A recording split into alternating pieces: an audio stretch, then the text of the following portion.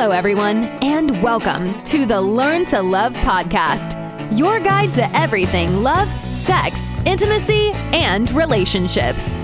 Each week, your host, Zach Beach, interviews new experts on love, including couples therapists, relationship coaches, sex educators, and best-selling authors. Learn the best tips and cutting-edge wisdom to better love yourself, others, and the world. Thanks so much for joining us. We hope you enjoy the show.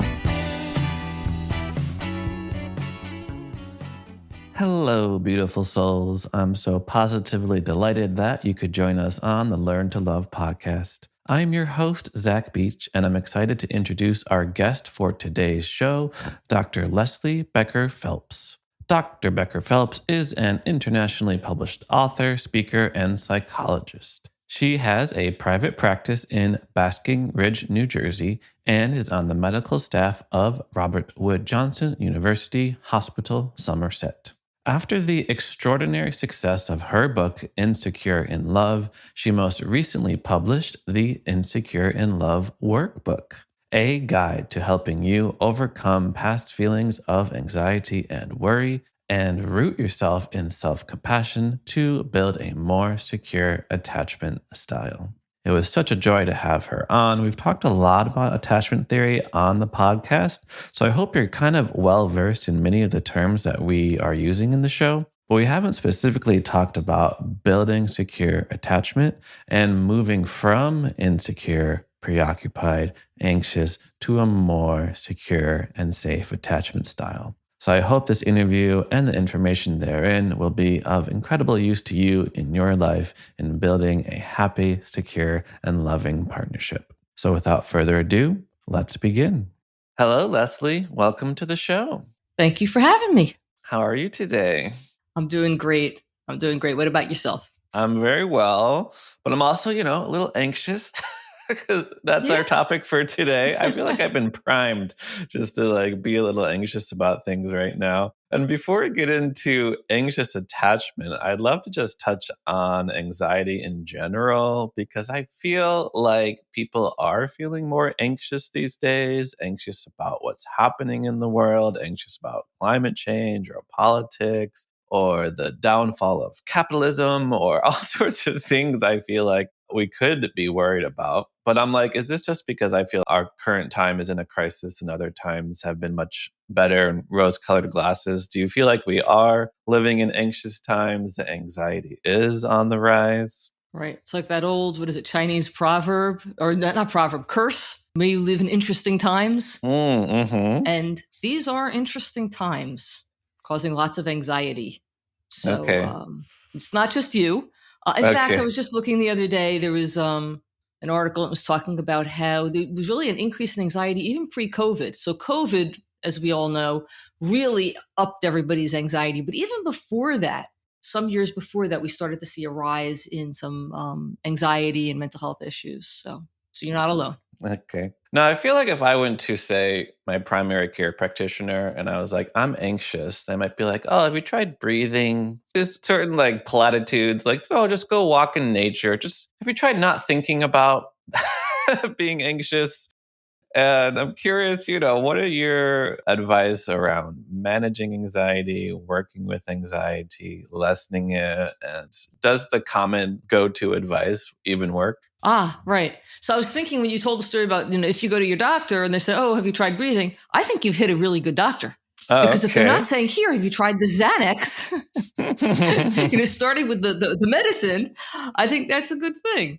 And there's a lot of wisdom in what they're saying. Somebody, I don't know that I think it's important to take into account what you're going through, right? We don't want to minimize somebody's struggles and their anxieties. And yet some of those basic techniques are often helpful. So, the breathing, the being in nature, the taking a break from your iPhone, actually turning it off for a while. There's a lot of things that we can do that are simple. They're not going to solve the problems of our lives. But sometimes if we can just help bring down that arousal level, right? Bring down the anxiety, the arousal level, then it allows us to re-engage in a better way. So I think those are actually a nice, simple start. And it's going to work for some people. And I think that's great. And then for a lot of us, maybe it works a tiny bit, or, okay, it works for 30 seconds, but then what?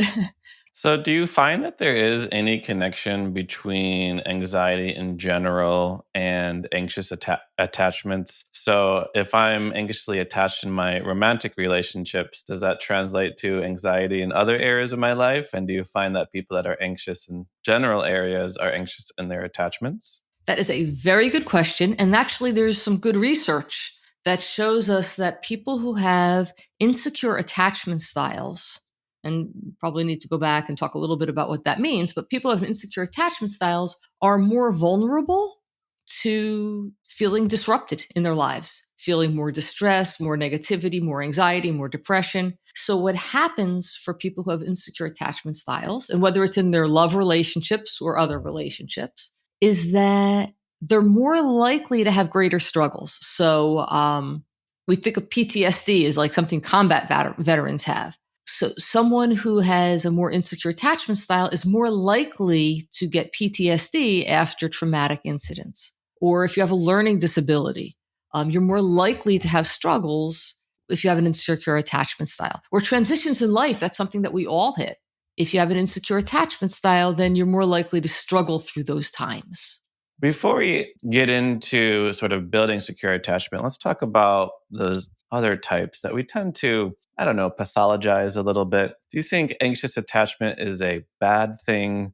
And is it something that should or needs to be fixed?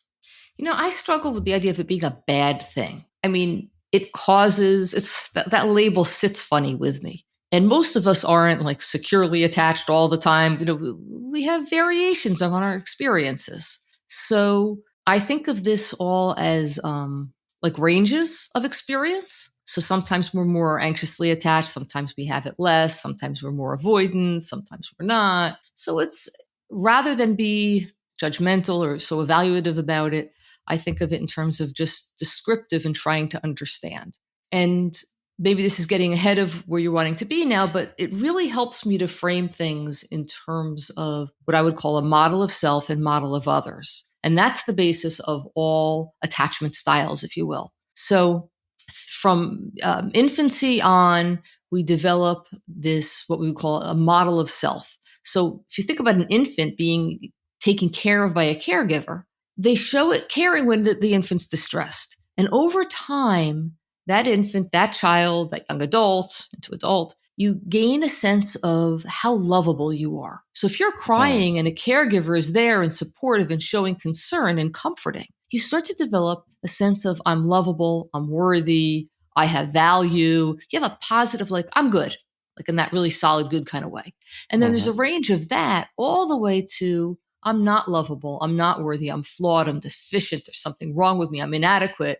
Some version of that, and people feel it, have different words connect with them. So you could be anywhere on that range for your model of self. But also, if you think about infants, so basically from lovable to not lovable. Lovable to not lovable, right? That's okay. You. But then there's this model of others, and what do we see about them? It's going to be a range from they're emotionally available to me, I can turn to them, they're going to be a support, they get me, they care, all the way the range to they're emotionally unavailable. And that could be because they're hostile towards you, they're not present, they're incompetent, whatever it is, not available. So then in your life, you would, in relationships, especially key relationships, you're going to experience others. You're going to go in with the sense that they will be anywhere from emotionally available all the way to not available. When we look at those two things, how we experience ourselves and how we experience others, to me, that tells you everything.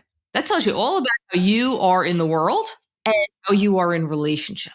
So someone who feels, has a model of self where they are unlovable, right? Inadequate, something wrong with them. They go into the world and they're not comfortable in their own skin. They have a lot of anxiety just being.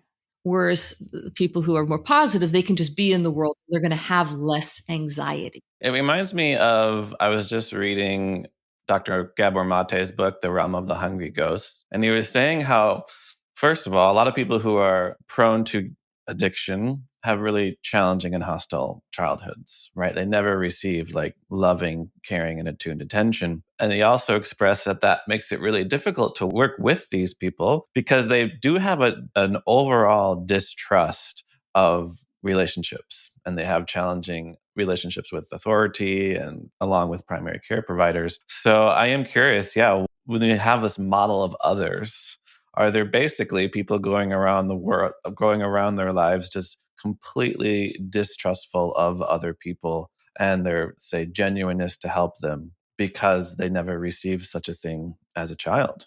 Yeah, so this is also very complicated in this sense that it's definitely like not black and white. But yes, a lot of people walk around feeling they can't turn to others. And let's face it, in our culture, right, this whole individualistic culture, you're weak if you need others. So that's not helping the matter and either. But someone might feel, like I said, they might feel like, oh, they can't help because they're not going to be competent, which might be different than they can't help because they want to hurt. So there's a lot of variation. And again, it's a range. So it doesn't mean every time, with every person. But the more extreme you are on that scale, the harder time you're going to have. And I also want to just back up because a lot of times when people talk about, and understandably, when we talk about attachment, people's attachment systems, we talk about it being developed over childhood. But, people struggle with insecure attachment. And it's not because they had an awful childhood. We don't have to be blaming the parents. There's a lot of things that can go into our struggles. And that's part of why I like to focus on people's sense or model of themselves and model of others, because to the degree that your childhood struggles have had an effect, like maybe you saw it as abusive or harmful, you can delve into that. Or you can be like, oh, I had a great childhood, but I had this or that. Or maybe I've had these struggles for other reasons. So maybe you had, say, a parent who, maybe your parent died when you were young. They were not available. And so that was difficult and others weren't able to help, or there were medical illnesses that got in the way, or there's a lot of reasons. I don't want us to do parent bashing, which this could easily, not that you were going there, but if people are reading about attachment, that you can be respectful of your childhood. You could even feel like, wow, I had some great experiences in childhood. And there still could be reasons why you struggle with how you relate to yourself and how you relate to others. No, absolutely. I do think many parents are trying their best, and maybe they're juggling 3 jobs and they're not able to be fully present and attuned with their child. As you mentioned, maybe they passed away early. That's definitely not, I don't think that was in the plan. Right. So this is awesome. We have our model of self, which is the spectrum of how lovable or not lovable am I. And then a model of others, which range from other people are emotionally available to me to unavailable. And what's that connection to attachment? So I see that the model of self and model of other are can explain, there's 4 basic attachment styles. And one of them is secure. So if you have a positive sense of self, if your model of self is I am lovable, and your model of others is they're emotionally available. This means when you are struggling, you feel like you can turn towards yourself. You've got great resources and you're good. And also you can look to others and you can feel good about getting support there. You are securely attached. It doesn't mean you don't have troubles. It doesn't mean there aren't relationship troubles, but you're securely attached. Then the other 3 styles have to do with, again, if we put together your model of self and model of others. So people who say, the people, probably more of the people listening to this podcast, if they're not securely attached, they probably have more of a, what we would call a preoccupied attachment style. So that would be when you feel more towards the realm of I'm not lovable, there's something wrong with me. But I see others as emotionally available. So wow, they can help me. So when you're struggling, you turn to someone else to help. Here's the thing. They can help, but if I'm not lovable, then I don't deserve the help. So I have to really earn it. So I'm going to really do everything I can to get the other person to care about me. So I'm going to earn a lot of money, or I'm going to get prestige, or I'm going to be so nice. I'm going to be so nice. So then they're going to care. I become preoccupied with getting that love. Those are people with a preoccupied attachment style. Does that make sense? Yes. Perfect. So then we slide to the other side, people who feel emotionally for themselves, they feel capable, lovable. But the thing with them is that they do this by overriding whatever distress they have. So they focus externally. They can get things done. They're positive. They're proactive. They see others as not emotionally not available. So they're going to dismiss those people. Because we're wired to be social creatures, they still need relationships, but they dismiss the emotionally caring part of the relationship, what the person has to offer. So they dismiss them. But when they have their own distress, the way they deal with it is they're like, oh, don't worry about it. And they push it aside and they dismiss their own experience. We call this a dismissing attachment style. So we have those two. And then, but at least for those people, they can turn to themselves and rely on themselves, and it helps them. It does not do well for their relationships with others. And if they're really struggling with something heavy and it's more than they can handle, they're in trouble because they can't turn to others, and then they're stuck. There's a smaller group of people who really struggle a lot because they feel they cannot turn to themselves. They feel very deficient. They're struggling. I can't turn to me. But they also feel like others are not emotionally available. So what do? They're struggling. They're upset. They're having a hard time. They go to turn to themselves. It's not going to work. So they turn to the other person. It's not going to work. And they can feel like their lives are in turmoil. I love you. I love you. I love you. And then you go to like give them a hug and they bash you over the head, verbally, physically, whatever. And so there's this turmoil, and that's really hard. And people don't know how to get out of that. So those are our 3 attachment styles, and then the secure attachment. And that's how the model of self and model of other plays into it. It helps us understand it. So as people are listening, rather than trying to figure out, it could be helpful to figure out which group you're in, but more important than that, what's my relationship to myself? What's my model of self? How lovable, worthy do I feel? And what's my relationship to others? How emotionally available do I see others? And that can really give you some guidance in terms of where you want to put focus and what you might want to be working toward.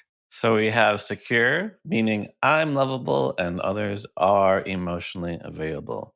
Preoccupied, I'm not lovable, but others are emotionally available. Dismissing, I'm lovable, great, but others are not emotionally available. And disorganized, neither lovable nor emotionally available.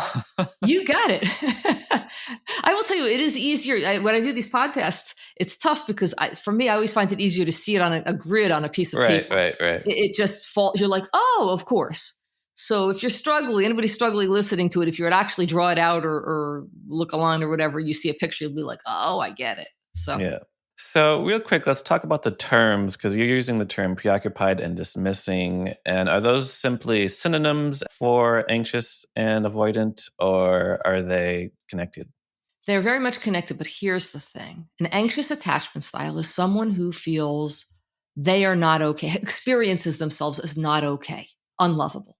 So technically, someone with an anxious attachment style would be somebody who is preoccupied, but it would also be somebody with a disorganized attachment style because they also feel very anxious being in their own experience, being in life. So it would be both. And dismissing, it's the same thing.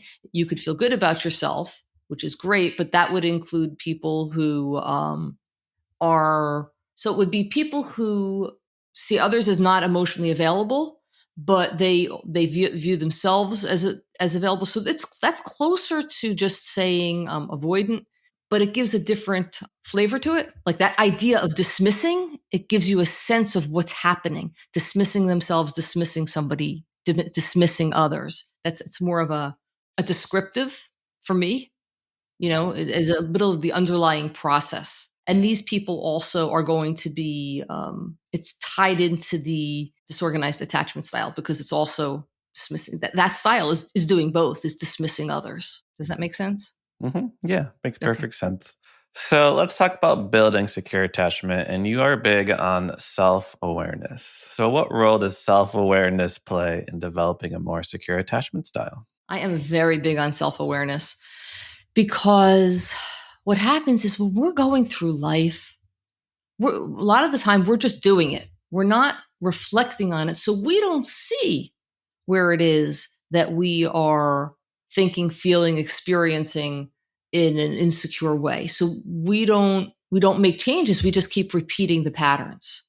And in order to go forward in life and make some progress and heal and grow, we need to give attention to where the pain is. And you can't give attention unless you can get some perspective on it. So to get perspective, you need to have the self-awareness. And what a beautiful thing it is, the more you can understand somebody's struggles, the more fully you get it, then the more empathic you can be, the more compassion you can have. And if you have compassion towards yourself or towards someone else, now we're working towards healing, wanting to take the pain away or ease the pain. And that is a mechanism for moving more towards a more secure attachment style or being supportive of someone else. In relationships, we need to be forgiving, whether to ourselves or other people. Awareness brings us into a space where we can begin to do things that would allow for that. Empathy, compassion, forgiveness, those types of responses. So I talk about compassionate self-awareness. I know a big thing out there is self-compassion, which is wonderful. If you can be like, oh, I'm beating myself up, but I need to have more self-compassion. I have to be kind to myself. If you can do that, that's great. A lot of people are like, okay, either that's dumb and I'm not taking myself off the hook, or they beat themselves up over that. Some people say, oh, that's great, but I don't know how to do it. So when I talk about compassionate self-awareness, I think that's the thing. If you can really develop a deep self-awareness, and you can do that from a caring perspective, that will bring you into the self-compassion. That will bring you into being able to be more open and to someone else, to being empathic or compassionate to others. So yeah, the self-awareness is huge, but also kind of what does that mean? Self-awareness. So a lot of people think like, well, I think about what's going on for me all the time. And that's great. But I think you can I'm do that. already very well aware of my own neurotic tendencies. Exactly. And anybody who is like that, or if you could relate, it's like, you're going to be like, and that doesn't make it better. Like, no, I just keep going in more circles. So when I talk about self-awareness, I am talking about it in different domains of your life. I use an acronym STEAM to help people because you want to be in, you know, we're creatures, we're animals, right? So we want to be in our bodies. So STEAM, S is for sensations. What do I sense in my body? A churning in your stomach, a tightness in your chest. Like what does your body sense? Sensations. T is for thoughts. What am I thinking? So you could just have thoughts all day, but for you to be able to know it's a thought, what am I thinking? What are my thoughts about what I'm thinking? You know, I am thinking that I'm being way too jealous. What are my thoughts about it? I think I'm an asshole for thinking that. Those are your thoughts. E is for emotions. What am I feeling? I'm feeling jealous. What am I feeling about what I'm feeling? I'm feeling angry that I feel jealous. It's STEA, actions. What are my actions? What are my reactions? My actions are, or my reactions might be, I text my partner every time they head out with friends because I'm sure they're going to be cheating on me. So I'm texting them every other minute. I start fights with them because I keep pushing them about how it is they're cheating on me. Those would be some of your actions. The M is for mentalizing, and that's really the more complicated one. And what that means is understanding someone's mental states. What's going on inside of them that's motivating the actions? What are their thoughts, their feelings, their fantasies, their fears, their experience? If you can pull together all those domains of awareness and you get a sense of someone, you can mentalize yourself or someone else. So I understand why it is that I'm worried that they're going to leave me because my parents left when I was young and they would always, whatever, they ran out, they left me with my grandparents and they never told me they were leaving. So I'm always afraid people are going to leave me. Oh, I understand that. Then you might be able to have more empathy when you have those reactions in your life, and then you can start working on the repair. So when you're looking at your partner and you can't see someone's sensations, but you see manifestations of it. If their hands are getting tight, their face is getting red, you can pretty much guess some of the sensations they're having. You may put together that they're angry with you for harassing them about whatever. Once you get that, not just in your head, mentalizing isn't a brain thing. It's in your head, but also in your heart. Once you get that, you can empathize with how it is they'd feel that way. And when you have empathy, then you connect with the caring and the compassion. And now you can engage with them in a way that's very positive and healing and growing. So you'll see how STEAM can bring you more of the awareness and more of the connection and moving positively in how you relate with yourself and with others. I know that was a mouthful, but did that all fall into place that makes sense? Yes, absolutely. You present it in a very straightforward and logical way, and I really appreciate that. And just to reflect back to a few things that I'm hearing, is I love how you said that how often we don't make changes, like concrete changes to our life. We just keep repeating the same patterns. And this is why we, of course, call it an attachment style, because we enter into the same issues in different relationships with different people. And we have this acronym of STEAM: sensations, thoughts, emotions, actions, mentalizing. And I'm curious sort of when and how we apply this, because I am thinking this is a great way to short circuit the patterns, to kind of notice when we are having our habitual reactions to things. So is that like in the moment, oh, wow, I'm noticing so much anxiety. Let me walk myself through this steam. Or is it something when I walk into my therapist's office and I say, I really want to gain self-awareness. And I just heard about this acronym STEAM. So let's do it. Right. There's a lot going on here. And that's why I tried to put this in a way that would make sense and could flow easily. But even though we talk about it in a linear way, we don't experience life in a linear way. It's not like, oh, what are my sensations? Okay, now my thoughts. What are my emotions? Now, it doesn't work that way. So we need to access it at whatever level is going to work for us. And that's where the personal work comes in. So you may be very tied to your physical sensations, but and your emotions, but maybe you don't really know what you're thinking because you're so lost in your emotions. Then you might be able to focus more on the thoughts, or you could use the acronym STEAM. I tell people, just write STEAM on a piece of paper. Think about a situation that's been difficult and see if you can fill in. It's harder than you might think. What were your sensations? What are your thoughts? What were your thoughts about your thoughts? And fill it in, and you can see where the gaps are. And then you can use the areas that you're aware of to help fill those in. You can kind of connect with, say you don't emotionally know what's going on for you. I always tell people a great place to start is to try to connect with your body. And some people are they live the life from the neck up. They have to do a body scan. Be like, okay, what do I feel in my feet, my calves, my legs? Go up through your body, and you might realize your stomach is tight and your chest is tight. I've worked with people and I've noticed they have a tear running down. What do you notice in your body? Nothing. And they have a tear running down their cheek. I'm like, did you happen to notice you have a tear running down your cheek? And they touch their face. They're like, oh yeah. I said, I wonder what's going on that you have a tear running down your cheek. You might realize that, oh my gosh, I feel sad. Or maybe you don't realize you feel sad. You say, I don't know what I'm feeling, but I do know that I keep thinking about how my mother just passed away. Okay. And so now we use this as a way of expanding our awareness. We go back and forth between them. We weave together these levels of awareness. And I promise you, if there's one area that you're struggling in, that's going to be causing you problems in life. And so we need to expand the awareness there, because then you can connect in and make it more part of your conscious experience. And then you have more of a full palette, if you will, of all the experiences that go into being human, that you can have more flexibility in life. I think of it kind of like yoga, yoga for the mind, yoga for the experience, because you're doing that stretching and that balancing and coming more fully into your experience. Yeah, listening to you, I'm thinking of a couple of things. One is there's this quote, I want to say it's from Anne Lamott, where she says, my mind is like a bad neighborhood. I try not to go there late at night. And sometimes I'll facilitate groups. And so one question I sometimes offer groups is, how are you a reflection of your parents? And usually about like half the group will be like, oh no, like not this again. Right. And so there is a certain, fear, anxiety, if you will, trepidation around cultivating self-awareness, around going into my childhood wounds. And you do even have a whole chapter in your Insecure in Love workbook called Preparing to Heal. Yep. So I am very curious about the prerequisites, you might say, to this work. Right. No, that's a very good point. And that's why I put this chapter in there.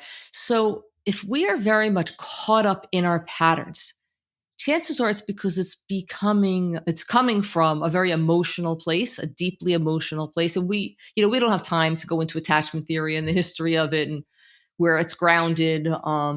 That's another podcast or several podcasts. But so it's deep experiences. So what happens is when we're feeling intense emotions, the part of our brain that processes the emotions lights up. And when that part of the brain brain lights up. The part of our brain that does thinking and reflecting and organizing, our prefrontal cortex, that goes dim. I mean, physiologically, if we do a scan of your brain, that's what we would see. So one way of talking about this, Dan Siegel talks about you go out of your window of tolerance. So when you are that aroused, physically aroused, that distressed, then you can't think clearly. That's going to be hard to help you. You're just going to repeat the patterns because you can't reflect on them.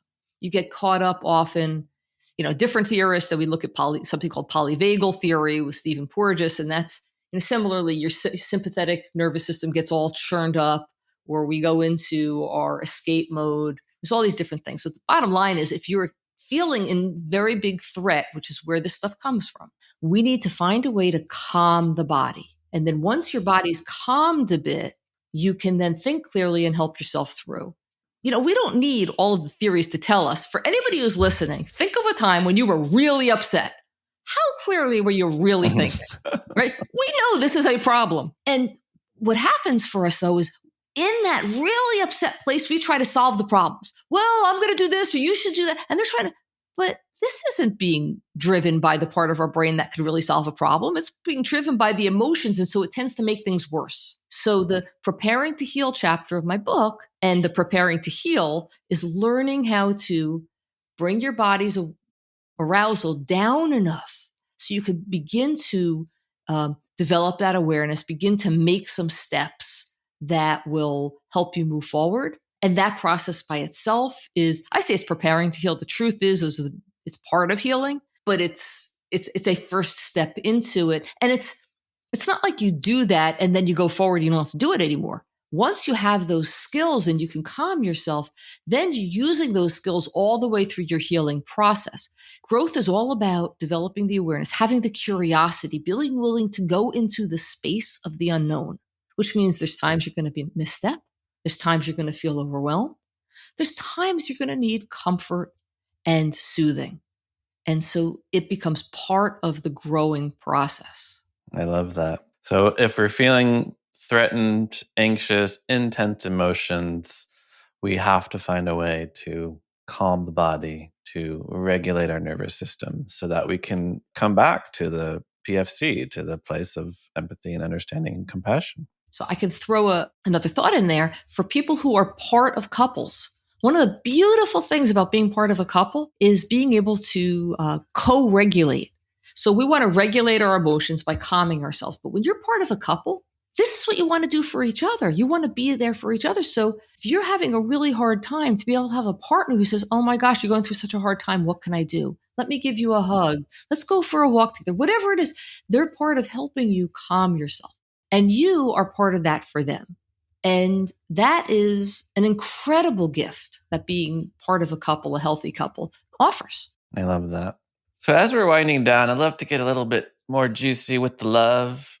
Sure. What I mean by that, we've talked a lot about self-awareness, and we've touched a little bit on the role that compassion can play in developing more secure attachment. So how is a more compassionate self-awareness helpful in our life, and how can it be an antidote to anxious attachment? So when we have compassionate self-awareness, we can see the themes playing out in our lives, and we don't have to beat ourselves up for it. Because what happens is people see the themes and they get upset with themselves. Now they're beating themselves up. So not only do they have the original struggle, now they have the struggle of thinking they're an ass or getting angry with their partner. So now we're like tossing stuff on the fire, right? Rather than with compassionate self-awareness, you can look and say, oh my gosh, there it is. I'm doing it again. What do I need to do? Okay, let me take some breaths. Let me bring it down. Let me go apologize to my partner. Then you can start to really pivot in a more positive direction. And even if you don't get rid of or cure the insecure attachment patterns, you're beginning to address them in a healing kind of way. And so you're nurturing that growth in yourself and in your relationship, in that love. You're showing love towards yourself. You're showing more love towards your partner. And that can help them also show it more towards you, and it becomes a positive spiral. I work with couples a lot, and that for me, doesn't matter what they're arguing about. If we can help them connect with the caring towards themselves and their partners, and we can develop the positive spiral, they can get through almost any struggle. I love that. If we can get couples to connect to a positive spiral, they can get through any struggle. I just have a silly question because I was just about to read your books out loud because to kind of close it out. We have Insecure in Love Workbook, Insecure in Love, Bouncing Back from Rejection. Why focus on these areas? What brought you to this path? I started on this particular path because, I was already a psychologist, so I want to help people. That's in there. That's baked in.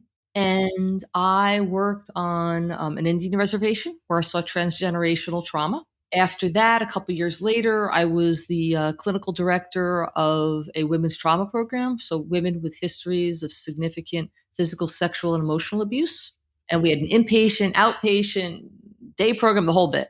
When I left the program, I was like, okay, I need to take a breath. I want to find where do I want to go in my career, in my life now? Where do I want to focus? And I thought, I'll do something light. So I got into positive psychology, which was great. But I kept finding myself saying, but what about the people where this doesn't work? Who are the people who are struggling?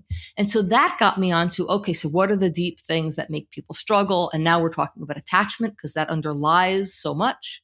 And it became aware as I read the literature that there were different therapies that were helping. And what is my mind ties them all together is they were all about developing an awareness, both intellectual as well as from the heart awareness in different areas of being. And so I pulled those together with STEAM, and that's kind of where this all comes from. So I didn't really invent any of this. I just pulled together stuff that was out there in a way that I was hoping can help people on their paths, that would help people who are having just a little bit of struggle, but also people who are having very deep struggles. And this model can kind of flex according to the need. So that's where this all comes from. Well, the key thing I'm hearing from you is hope.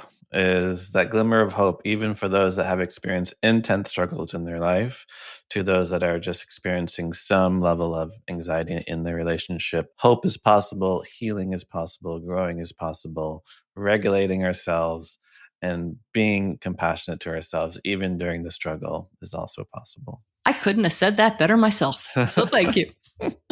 So thank you so much, Dr. Leslie Becker-Phelps, for coming onto the show. But I do have to finish by asking the question I ask all of my guests, which is, what do you wish everyone knew about love? That it's all about open, caring connection.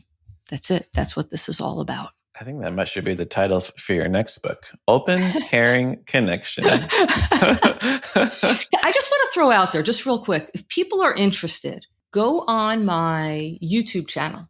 I have a whole bunch of, they're 3-minute videos. And it's great because the feedback I get is it's very helpful, specific things. And it's 3 minutes and then it gives you something to think about and work on. And it doesn't cost anything.